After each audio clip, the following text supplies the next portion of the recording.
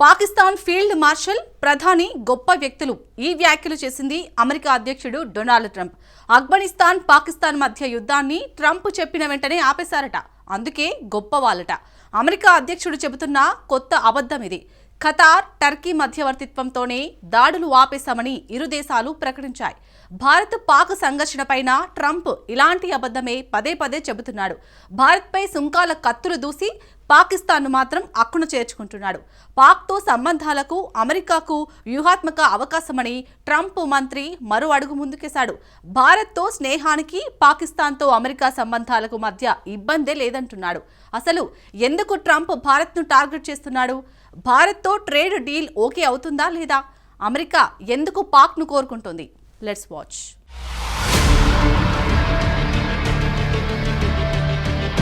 పాక్తో Trump అంటకాగడంలో strategy ఉందా? భారత్తో బంధం ట్రంప్కి అవసరం లేదా? ట్రంప్ తీరుపై భారత్ కౌంటర్ యాక్షన్ ఏంటి? మలేషియా రాజధాని కౌలాలంపూర్లో నిర్వహించిన ఏషియన్ సమ్మిట్ దౌత్యానికి వేదికగా నిలిచింది. The Association of South East Asian Nations ని సింపుల్ గా ఏషియన్ అంటారు.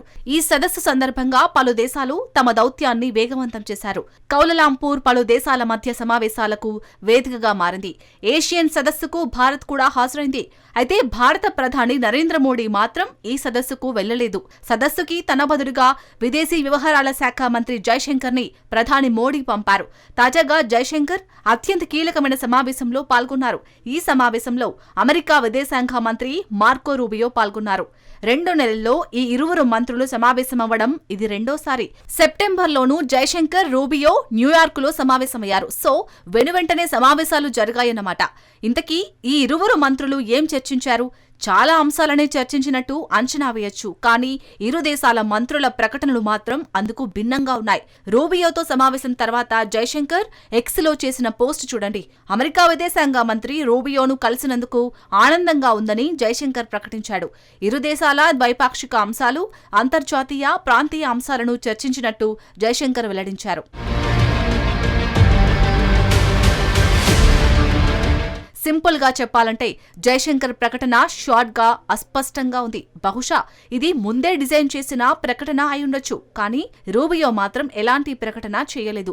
అదేవిధంగా అమెరికా విదేశాంగ శాఖ కూడా జైశంకర్, రూబియో సమావేశంపై చిన్న ప్రకటన కూడా చేయలేదు.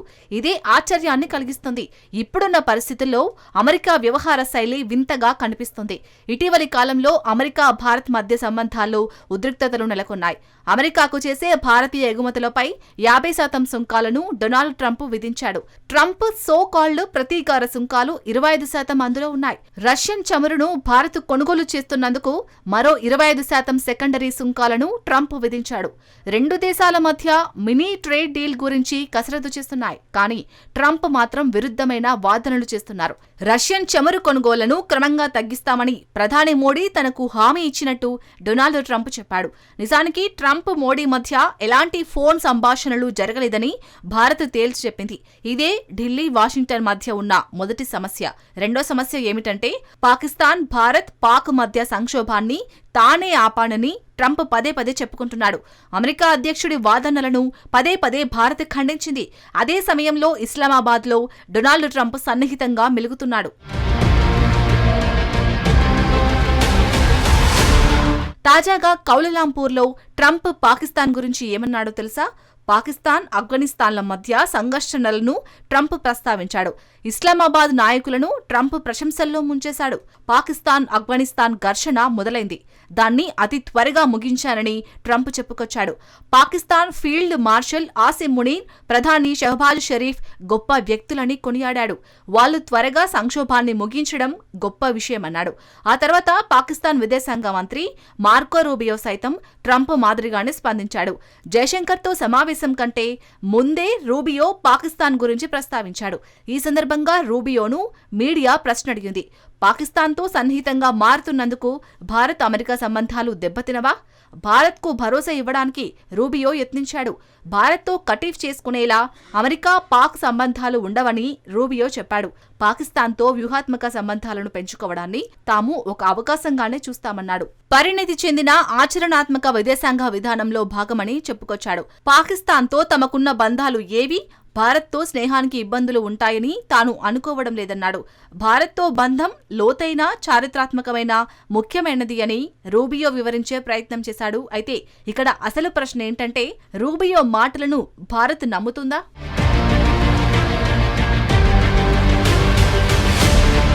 అమెరికా ఉత్తి మాటలను భారత్ నమ్మదు. సంబంధాలను బలోపేతం చేసే బలమైన చర్యలను ట్రంప్ అతడి టీం నుంచి భారత్ కోరుకుంటుంది. ఎలాంటి చర్యలంటే, పాక్ భారత్ సంఘర్షణ ఆపడన్న క్రెడిట్ ని ట్రంప్ వదులుకుంటాడా? ఇండియా పాకిస్తాన్ను సమానంగా చూడటం ట్రంప్ ఆపేస్తాడా?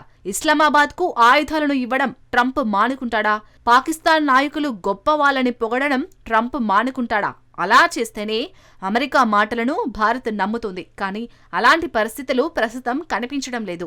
ట్రంప్ అధ్యక్షుడిగా బాధ్యతలు చేపట్టిన నాటి నుంచి అతడి చర్యలను గమనించండి. ఏడాది ఫిబ్రవరిలో పాకిస్తాన్ కోసం $40 కోట్ల మిలిటరీ ప్యాకేజీని ట్రంప్ ఇచ్చాడు. ఈ $40 కోట్ల ఎందుకు అంటే F-16 యుద్ధ విమానాలను అప్గ్రేడ్ చేయడానికి కేటాయించారు. నిజానికి అదే సమయంలో సుమారు డజన్కి పైగా దేశాలకు మానవతా సాయాన్ని ట్రంప్ నిలిపేశాడు. చాలా వరకు సాయం చెల్లింపులను ట్రంప్ నిలిపేశాడు. కానీ పాకిస్తాన్కు మాత్రం అదే ట్రంప్ మినహాయింపును ఇచ్చాడు. అదే సమయంలో ఇస్లామాబాద్ మరిన్ని ఒప్పందాల కోసం అమెరికాను కాకాపడుతుంది. పాక్ ప్రధాని షెహబాజ్ షరీఫ్ నే చూడండి. అతడు ట్రంప్ ని పొగడమే పనిగా పెట్టుకున్నాడు. అతడి తాజా ఎక్స్ ప్రకటన చూడండి. కౌలాలంపూర్ ఒప్పందం, గాజా ఒప్పందాలతో శాంతిని స్థాపించడంలో కీలక పాత్ర పోషించిన ట్రంప్ కి హృదయపూర్వక కృతజ్ఞతలు తెలిపాడు.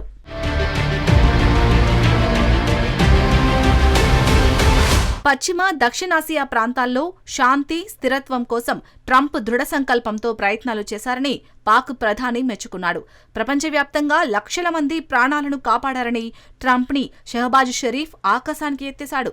షరీఫ్ తీరును చూడండి. దేశంలో ఆర్మీ చీఫ్ ఆసిమ్ మునీర్కు నిత్యం భజన చేస్తున్నాడు. విదేశాల్లో మాత్రం డొనాల్డ్ ట్రంప్ ని స్తుతిస్తున్నాడు. తనకు భజన చేయడం తప్ప మరే పని లేదన్నట్టుగా వ్యవహరిస్తున్నాడు. పాక్ ప్రజల సంక్షేమం కంటే ఆ ఇద్దరిని పొగడడానికే తాను పాకిస్తాన్ ప్రధానిగా తన విధి అన్నట్టు ప్రవర్తిస్తున్నాడు. ఎందుకు షెహబాజ్ షరీఫ్ ఇలా చేస్తున్నాడంటే, అమెరికా నుంచి మరిన్ని ఒప్పందాలు, మరిన్ని ఆయుధాలు, మరింతగా సాయం భారీగా అమెరికా రాజకీయ మద్దతు కోసం పాకిస్తాన్ ప్రధాని యత్నిస్తున్నట్టు తెలుస్తోంది. అమెరికా విదేశాంగ మంత్రి మార్కో రూబియో ఏం చెప్పినా ట్రంప్, అతడి యంత్రాంగం తీరుపై భారత్ ఆందోళనకు గురవుతుంది. ఇదే అతిపెద్ద ప్రశ్నను లేవనెత్తుతుంది. అమెరికా వ్యవహార శైలిపై భారత్ను ఎలా మేనేజ్ చేస్తుంది? ఒకవైపు అమెరికాతో వాణిజ్య ఒప్పందం కుదురుతుందని భారత్ ఆశిస్తుంది. ఇరు దేశాలు ఒక ముసాయిదాను రూపొందించే పనిలో నిమగ్నమైనట్టు నివేదికలు వస్తున్నాయి. ఒకవేళ అదే నిజమైతే త్వరలో కొంత పురోగతిని మనం చూడొచ్చు. మరోవైపు భారత్ తన సంబంధాలను వైవిధ్యం చేస్తుంది. పూర్తిగా ఒకే దేశంపై ఆధారపడటం ఎప్పటికైనా ముప్పని భారత్ భావిస్తుంది. ఇతర దేశాలతో సంబంధాలను పునరుద్ధరించేందుకు భారత్ యత్నిస్తుంది. 5 ఏళ్ల తర్వాత చైనా, భారత్ మధ్య నేరుగా విమాన సేవలు ప్రారంభమయ్యాయి. ప్యాసింజర్ విమానం కోల్కతా నుంచి గాంగ్జోకు బయలుదేరింది. ఢిల్లీ, బీజింగ్ సంబంధాల పునరుద్ధరణలో ఇది అత్యంత కీలక పరిణామం. ఇది భారతదేశ వ్యూహాన్ని ప్రతిబింబిస్తోంది. ఎప్పుడైనా ఒకే బుట్టలో గుడ్లన్నీ పెట్టొద్దన్నది నానుడి. ఎవరికి తెలుసు, రాబోయే రోజుల్లో వాణిజ్య ఒప్పందం భారత్, అమెరికా మధ్య కుదరొచ్చు. బహుశా ట్రంప్ తన మాటలతో భారత్ను థ్రిల్ చేయొచ్చు. కానీ అమెరికా, భారత్ మధ్య వాణిజ్య ఒప్పందం చాలా కఠినమైనది. సో ఇది కదిలే వరకు చెప్పలేం. ఎందుకంటే భారత్ విషయంలో ట్రంప్, అతడి టీం తీరు ప్రస్తుతం కఠినంగానే వ్యవహరిస్తోంది.